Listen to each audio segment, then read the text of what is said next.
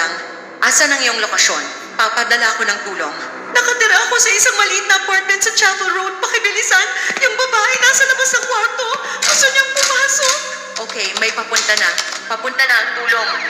Sinabi mo na ang taong ito ay nasa labas ng iyong kwarto? Oo, gusto niya pumasok. Naririnig ko gumagalaw siya sa labas. Umalis ka na. Tumawag na ako ng pulis. Ay, pupunta na sila. Iwan mo na ako. Tantanan mo na ako. Please. Narinig ko tumatawag siya sa labas. Papatayin niya ako. Okay. Kalma ka lang. Sabi mo ikaw ay nasa kwarto. Ligtas ka ba? Nakalak ba ang pintuan? Oo, nila ko ang pinto. Pero di ko alam if okay na ito. Okay, palapit na ang tulong. Kausapin mo lang ako. Saan ka nasaktan?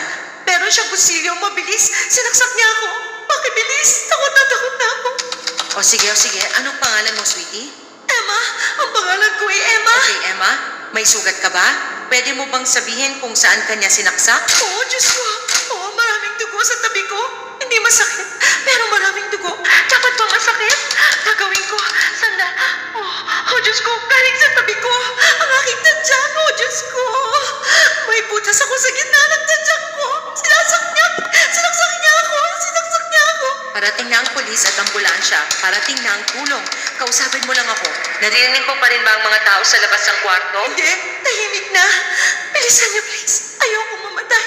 Hindi ka mamamatay, Emma. Palapit na sila. Yung tulong malapit na. Wala akong marinig. Ang daming dugo. Oh, Diyos ko. Emma, sweetie, palapit na sila. Di na magtatagal. Sabihin mo sa akin ang nangyayari. Tulungan niyo ako. Please, gusto ko lang mabuhay. Parating na kami, Emma. Anong nangyayari? Sabihin mo sa akin ang nangyayari. Hindi ko alam. Umilang ako tapos akala ko may sumutok sa akin. Parang may sumutok. Pagtalikod ko, nakita ko siya, babae siya at may kutsilyo. Nakangiti siya. Ito'y babae, Emma. Anong itsura niya? Hindi ko alam. Basta tumakbo at nagtago. Hindi ko na siya marinig. Gusto niya akong patayin. Mamamatay ako. Emma, hindi ka mamamatay. Ilang minuto na lang ang tulong. Kausapin mo lang ako, okay? Salita ka lang. O sige. May narinig ka ba sa labas ng pintuan mo? Wala. Tahimik. Sobrang tahimik. Emma, kausapin mo lang ako. Dumating na daw sila. Nakikita mo ba ang mga ilaw nila sa bintana, Emma? Andiyan na sila. Tutulungan ka nila. Sobrang tahimik. Wala akong marinig. Bakit di masakit? May sugat ako sa tabi. Ang daming dugo pero wala akong maramdaman. Bakit ganito? Emma, di mo ba nakikita yung ilaw? Sabi ng mga officers, nandiyan na daw sila. Malabo ang paningin ko. Ang mga mata ko. Emma, makinig ka sa akin. Sabi mo nakatira ka sa chapel, sa hilaga ng bayan. Sobrang tahimik. Ang mata ko, nalalabo. At ang lamig. Emma, pakiusap. Sa Chapel Road? Naku, di ko nakita ang mga magulang ko ngayong linggo. Gusto ko sila makita. Please, Emma. Nakatira ka sa Chapel Road sa hilaga ng parte ng bayan? Nakatira ako sa Chapel Road. Sa timog na parte ng bayan. Timog? Naputol ang linya at di na nakapagsalita si Emma. Napag-alaman na maling address ang binigay ng dispatcher. May dalawang kalye na nakapangalan na Chapel Road sa London, England. At sa kamalasan, ang mga pulis ay pinapunta sa maling lugar. Pagdating nila sa bahay ni Emma, natagpuan nila itong hawak ng telepono. Kitang-kitang takot sa bukas niyang mga mata. Di sila umabot at siya'y namatay sa kanyang mga pinsala at sinabing dead at the scene.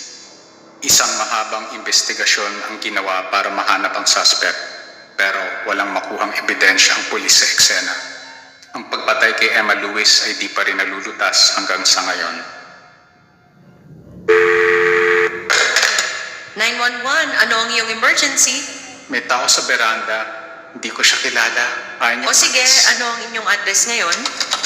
12 Twin Bluff Road. Papunta na ang mga pulis ngayon, pero kausapin mo muna ako. Ano ang ginagawa ng tao? Pinipilit ko maging kalma. O sige, ang bahay ko parang may nakausli sa tabi. Kaya papunta ako sa bintana doon para makita ko yung pintuan ko sa harap. Ikaw lang ang tao dyan? Ako lang at yung lalaki. Anong nangyayari? Wala pa naman. Oh, Diyos ko. Ano? Nakaupo yung lalaki. Niningitian lang ako. Oh, Diyos ko. Papunta na ang mga pulis. Mabuti. Nakaupo lang siya doon. Hindi siya gumagalaw. Bakit niya akong niningitian? Anong nangyayari, miss? Hindi ko alam. Alam mo, lumayo ka sa bintana. Parang hindi ko yata dapat gawin yan. Bakit? Paano kung pasukin niya bahay ko?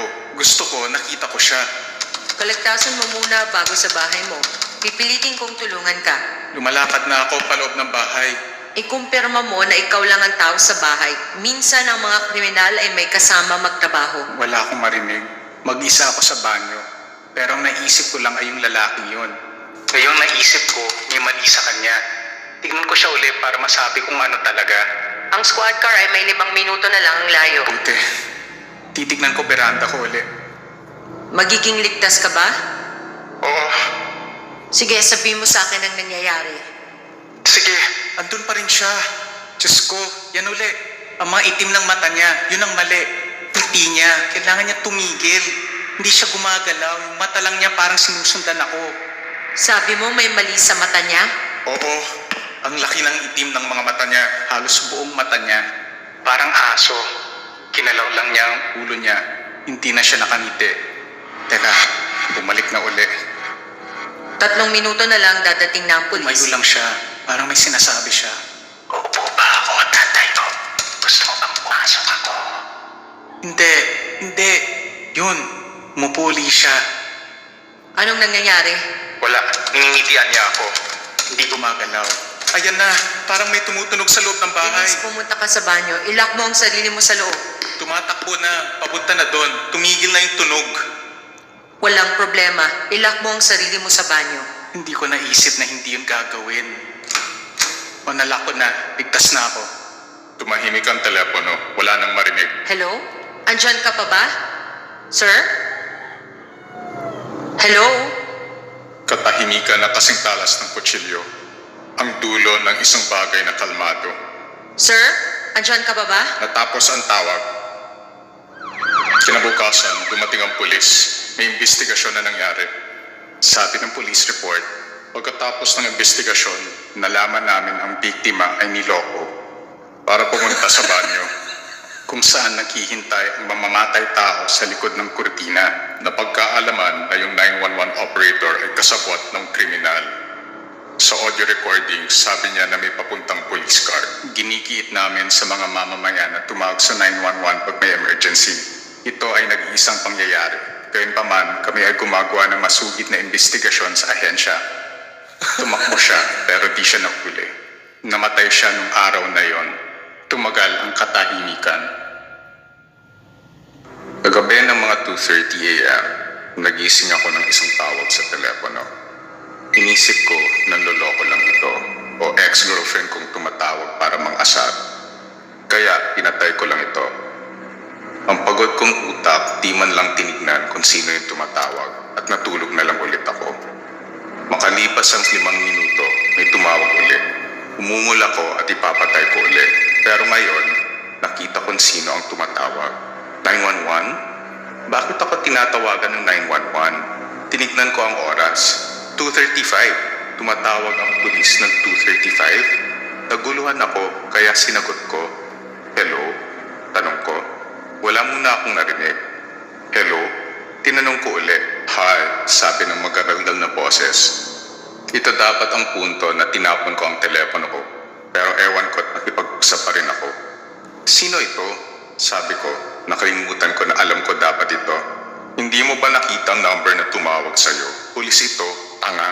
Naisip kong ibaba ang telepono sa puntong yon, pero ang button ay hindi kumana. Ba't ganito? Sabi ko sa sarili. Narinig ko yung tao sa telepono na tumatawa. Tanga ka, isa kang tanga.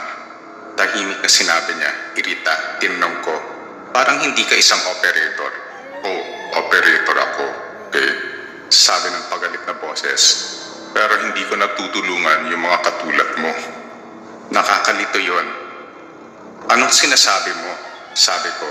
Pinilit na binaba ang telepono. Pilit kong ipatay ang telepono, pero kahit ipatay ang telepono, di magawa. Wala akong magawa kundi makinig sa pangit na boses na nagbubuga ng kalokohan. Di ako pinansin ng boses, nagsalita pa rin. Ako ay isang operator at pwede kong gawin ang kaya ng operator at marami pa. Tumawa na naman ang boses at nagpatuloy. Patawad at ginulo ko ang iyong mahimbing na pagtulog, pero may kailangan kang malaman. Anong ka? Napagtanto ko kung sino man ang kausap ko ay siguro polis, kaya pinigil ko ang sarili. Ano ang dapat kong malaman? Tahimik ng sandali bago nagsalita uli ang operator. Bago ako magtanong, naalala mo ba lahat ng tumawag sa iyo ngayong araw? Bukod sa iyo, wala nang tumawag sa akin. Bakit mo tinatanong? Parang nakahinga ng maluwag ang operator. Pero dahil sa boses niya, hindi ako nakasigurado. Mabuti.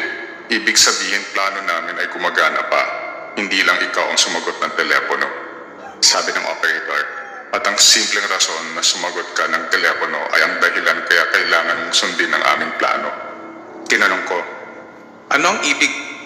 Kaso may dumating na maraming notifications, maapat o higit pa na text messages galing sa iba't ibang numero. Di ko naisip at nagbukas ako ng isa. Isa siyang bahay, parang kinunan sa gitna ng gabi. Madilim at walang ilaw na nakasindi sa bintana at bahay.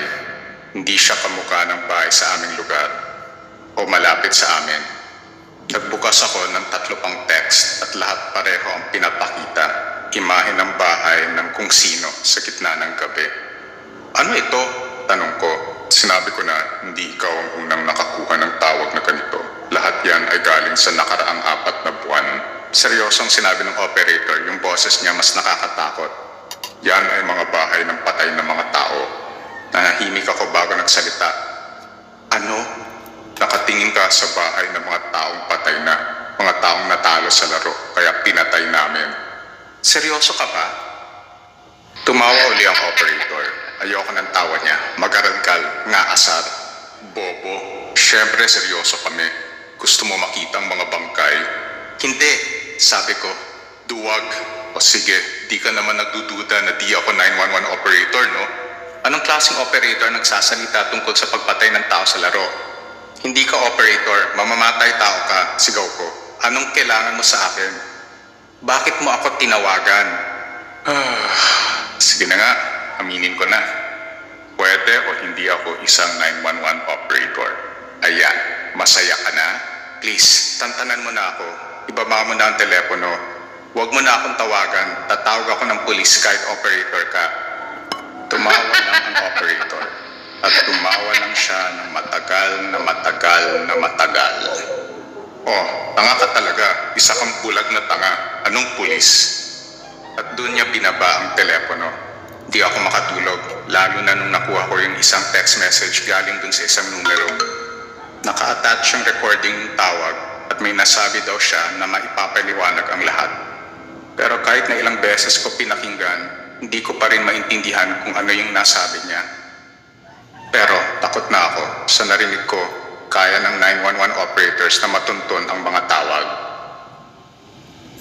Nung ako'y nasa high school, meron akong stalker. Ito ang istorya. Ako'y 16 years old. Nagkakilala kami sa Facebook. Siya'y nag-aaral sa malapit ng eskwela at kami nanood ng pelikula.